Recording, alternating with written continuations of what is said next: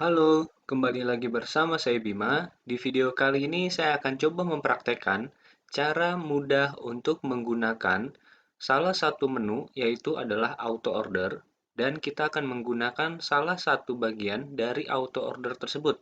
Namanya adalah trailing stop. Jadi nanti kita akan sama-sama mempraktekkan bagaimana cara mudah menggunakan trailing stop tersebut. Pertama-tama kita langsung masuk ke bagian menu order di sini. Lalu berikutnya kita pilih bagian auto order. Nah, di bagian auto order ini nanti akan mendapatkan tampilan seperti ini. Silakan nanti teman-teman bisa memasukkan PIN terlebih dahulu. Jadi nanti sampai bagian portofolio kita di bagian bawah sini sudah terlihat jelas. Lalu berikutnya, di bagian menu auto order ini atau di bagian auto sell, sebenarnya cukup banyak beberapa fitur yang bisa kita manfaatkan. Baik bisa digunakan secara keseluruhan atau digunakan per bagian-bagian.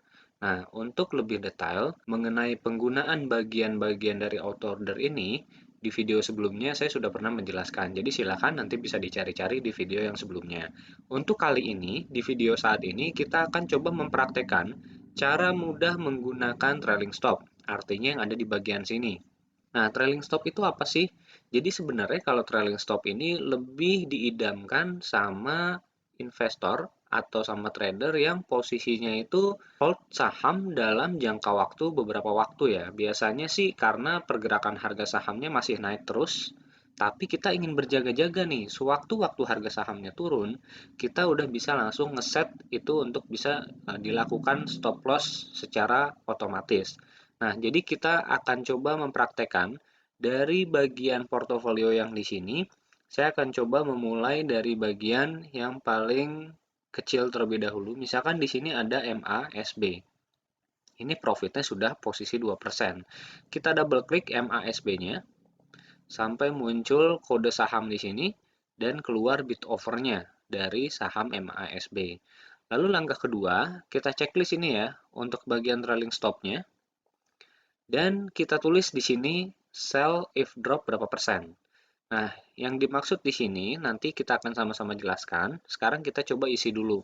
Saya mau untuk level stop loss-nya itu ada di batasan cukup 5% saja. Lalu di sini ada after gaining, jadi dia harus menguat terlebih dahulu. Di sini saya tulis 25%. Nah, lalu seperti apa cara membacanya? Ketika harga saham di sini ada keterangan sell if drop 5% dari harga tertinggi. Setelah menguat 25% dari mana? Ini kita rubah ke average price. Biasanya saya menggunakan yang average price. Lalu nanti akan terjadi seperti apa?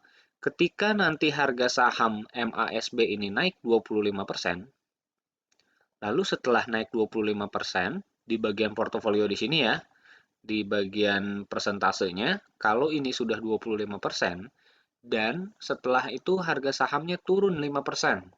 Jadi kurang lebih dapat setelah 25%, ternyata turun menjadi 20% misalkan, atau turun menjadi 19%. Itu otomatis akan langsung masuk set penjualan. Jadi cara bacanya seperti itu. Jadi harus menguat dulu 25%, lalu dia turun 5%, baru tereksekusi jual. Nah, bagaimana kalau ternyata menguatnya setelah 25%, dia malah naik lagi 30%, 35%. Jadi kalau seandainya dia belum turun, ini nggak akan kejual. Jadi kalau dia naik terus ya udah, ini kita akan mendapatkan profit lebih besar. Nah, tapi kalau sewaktu-waktu setelah dia naik misalkan sampai 50%, dia naik sampai 50%, setelah itu turun ke 45%, itu otomatis langsung terjual di level 45%. Jadi memang enaknya seperti itu untuk penggunaan trailing stop. Lalu kekurangannya di mana? Nah, kekurangannya adalah kalau seandainya saham ini tidak naik, melainkan langsung turun. Kalau seandainya ini saham posisi plus 2% dan kita setting seperti ini, tiba-tiba sahamnya langsung turun 5% minus. Nah, ini tidak akan terjual.